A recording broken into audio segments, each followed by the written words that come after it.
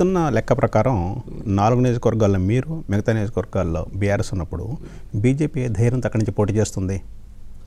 వారికి ఇప్పుడు ఏంటంటే రామ మందిరము మా మోదీ గారు అన్న దీని మీదే ఉన్నారు వాళ్ళు మెయిన్. వాళ్ళ మిగతా ఏం లేదు ఇప్పుడు కళ్ళ కనిపిస్తలేవు.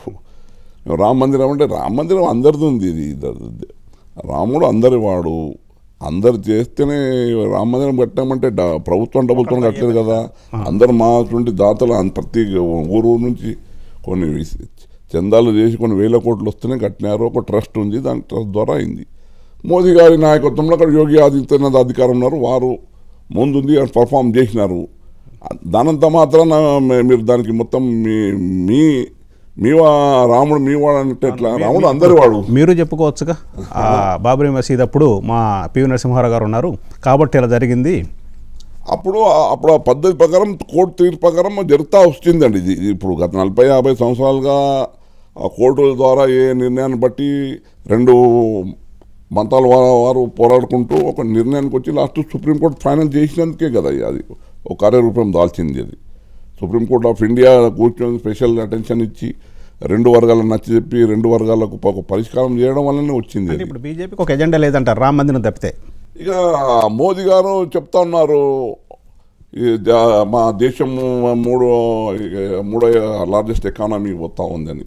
కానీ వారు స్టార్టింగ్ చెప్పిన మాటలు ఎక్కడ వెళ్ళినాయి? సంవత్సరానికి 2 కోట్ల ఉద్యోగాలు నిరుద్యోగులకు ఇస్తామన్నారు. ఇప్పుడు 10 సంవత్సరాలు 20 కోట్ల ఉద్యోగాలు చూపించవలసిన అవసరం ఉంది. మరి 15 లక్షల రూపాయలు స్విచ్ బ్యాంకులు ఇస్తున్నారు. మోదీ గ్యారంటీ అంటున్నారు. మరి గ్యారంటీ మోదీ గారు మీ గ్యారంటీ మరి 15 lakhs మా అకౌంట్లో వచ్చినాయి. మీరే చెప్పింది గ్యారంటీ ఇది.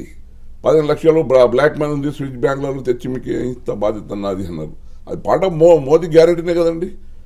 స్టార్టింగ్ మీరు మోదీ గారు 2 గ్యారంటీలు మీరు ఫెయిల్ అయినారు. ఇప్పుడేమో వేరే స్లోగన్తో వస్తున్నారు. ఇప్పుడు 67% ప్రజలు మీ నియోజకవర్గంలో గ్రామీణ ప్రాంతానికి చెందినవారు ఉన్నారు. ఆ గ్రామీణ ప్రాంతానికి చెందిన ప్రజల అభివృద్ధి కోసం మీరు మరలా ఎంపీగా ఎన్నికైతే మీ దగ్గర ఉన్న ప్రణాళిక ఏంటి? ప్రణాళిక ఏంటంటే మిగతా ఇప్పుడు మళ్ళీ ఇంకెక్కడెక్కడ రహదారులు కావాలనో రహదారులు వెంబడి మొదటి రహదారులు ఎక్కడ ఉంటేనే అక్కడనే అభివృద్ధి ఉంటుంది. పారిశ్రామికంగా మా ప్రాంతం అభివృద్ధి చెందాల. ఇప్పుడు మా జైరాబాద్ ప్రాంతము 12,000 ఎకరాలకు మేము ఆల్రెడీ ఇప్పుడు 5 నుంచి 6,000 ఎకరాలు అక్వైర్ అవుతా ఉంది ల్యాండ్. ఇంకా మొత్తం కంప్లీట్ 12,000 ఎకరాలు చేసి మంచి పరిశ్రమలు. తెలంగాణ రాష్ట్రంలో ఒక నంబర్ 1 పారిశ్రామిక ద్వారా మా ప్రాంతానికి మరి కొన్ని వేల ఉద్యోగాలు వచ్చే అవకాశాలు ఉన్నాయండి ఆ ప్రాంతానికి.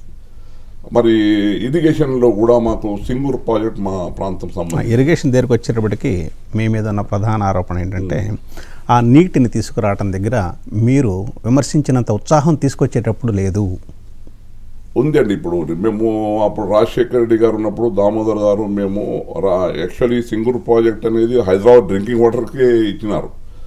మేము అప్పుడు రాజశేఖర రెడ్డి గారు పాదయాత్ర చేసినప్పుడు మేము ధర్నా చేసి 100 days ప్రోగ్రామ్ ధర్నా చేసినాం అక్కడ. అప్పుడు టీడీపీ ఉండే.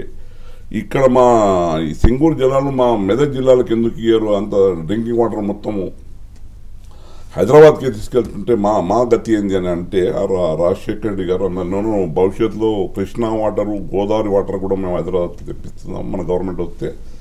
ఈ వాటర్ సింగూరు సంబంధించిన వాటర్ అంతా మెదక్ జిల్లాకు కానీ ఇక్కడ నిజామాబాద్ జిల్లాకు మీరు హక్కు ఉంటుంది అని కూడా చెప్పడం జరిగింది.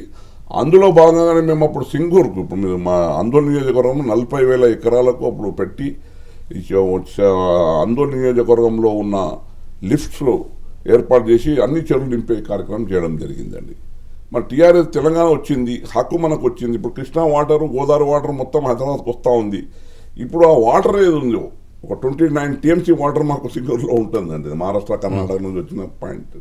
ఆ హక్కు అనేది మా జిల్లాకే రావాలని మేము పోరాటం లేదు. మొట్టమొదటి మీరు ఉన్నారు కాబట్టి మొట్టమొదటి మేమే ఉన్నామండి. మేము నష్టపోయినాం. కొన్ని 1000 ఎకరాలు మా భూములు నష్టపోయినాయి, మా రైతులు నష్టపోయినారు.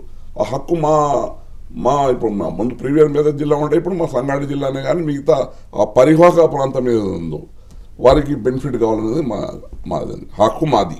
ఇప్పుడు ఎట్లా సాధిస్తారు దాన్ని? ఇప్పుడు మా కేసీఆర్ ఏమో కాళేశ్వరం అని పెట్టి కాళేశ్వరం నీళ్ళు తెచ్చి మా సింగూరులో వేస్తా అని చెప్తా.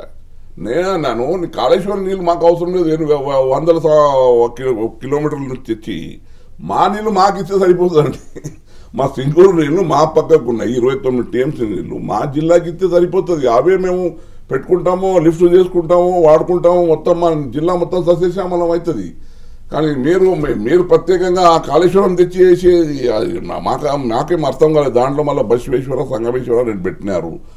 ఆ బసవేశ్వర సంగమేశ్వర ఏమున్నాయో ఆ పేరు ఆ ఉన్న హక్కు మాకు ఇచ్చేస్తే సరిపోతుంది కదా. ఇప్పుడు మేము ప్రభుత్వాన్ని కోరేది అదే, ఏదైతే సింగూరులో ఉన్న వాటర్ మా జిల్లా ప్రజలకు రావాలి, అది మా హక్కు అనేది ఇప్పుడు మా వచ్చే కొత్త ప్రభుత్వం మా రేవంత్ రెడ్డి గారి ఆధ్వర్యంలో ఈ ఇరిగేషన్ సాధిస్తారు.